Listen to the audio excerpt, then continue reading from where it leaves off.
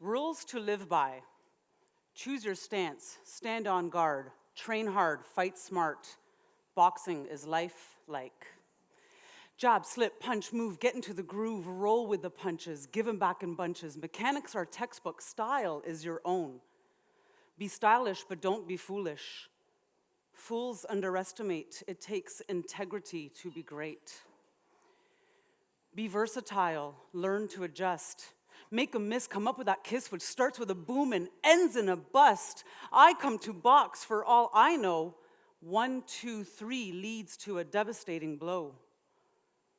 Always have a backup, learn to follow through. Most important rule, stay true to you and what you do. So I'm 20 years old and I drop out of university to pursue a career in boxing. Yeah, my parents weren't too happy with that. So I'm training to compete and to fight. And part of training, so now I was hungry. I was a hungry girl. I was hungry for knowledge, I was hungry for experience, hands-on, movement, being, doing, learning.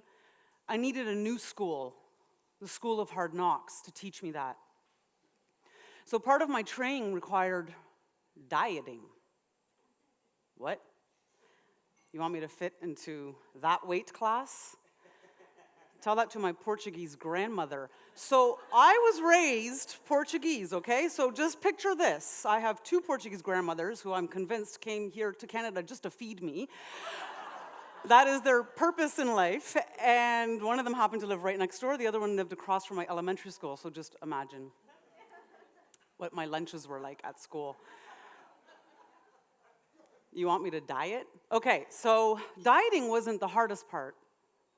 The hard part was my mental state was distracting myself from the fact that I was dieting and going to grandma's for lunch and bringing my Tupperware, and she's looking at me like, yeah, not a good scene. So I needed a distraction. So whenever I struggled with this, my coach would tell me, he would suggest, Yvette, transfer that hunger to your fists and use that in the ring and let that propel you. Okay, I could do that. So I did that for a while, and that worked for a long while. And then I needed something more. I was still hungry. I had a big appetite, and I needed somewhere to put it. So I decided to transfer the hunger once again, this time to my writing hand, and I started to write poetry. I've been given a gift, one, to let my mind drift. Boundaries once forlorn, a dream is potentially born.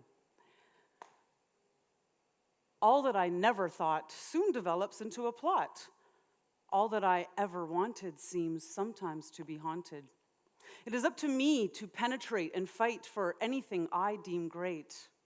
The inconceivable I must make believable. As long as I let it, my mind shall never forget it. So the inconceivable happened. Injury. Career-ending injury. And this led to a massive identity crisis. Lots of fear, lots of the unknown. Who was I if I wasn't a boxer? What was I doing if I wasn't fighting, training? Where was I going if I wasn't getting in my car and going to the gym? So there was a lot of self-doubt, although I still remained hungry because I knew it wasn't the end. I just didn't know where I was to go with this. So I did all that I knew, and I continued to teach. I started to teach, became an entrepreneur, and went on this path, still feeling that big appetite. Many years later, I ran into an old boxing associate of mine, and we were catching up, and it's been 10 years at this point. And we were talking about boxing passionately, and I was telling him about what I was doing. He was telling me about what he was doing and how he's now a promoter at local fight shows. And we're talking, and he stops, and he looks at me, and he says, Yvette, girl, you need a mic in your hand. And I look at him, and I'm like, you go on with your bad self. And he says, no, seriously, you need a mic in your hand, and I'm going to be the one to put it in your hand. And he says, I want you to be my ring announcer. And I said, that's it. It completely clicked. Transfer that hunger once again to my hand, but this time with a mic. Now I can go back to my sport. Now I can contribute. Now I can speak and I can inspire still and motivate. Now I can step through those ropes again and be part of that community and give back and feed that hunger, which I knew that there was something missing. The best part is that I started writing poetry again. Welcome to Speaker Slam, where rowdy is allowed. Heck, why not be the loudest in the crowd?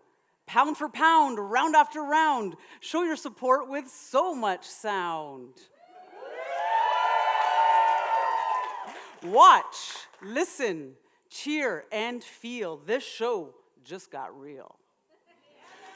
Speaking in front of the red curtain, give it up for Yvette R. Thank you.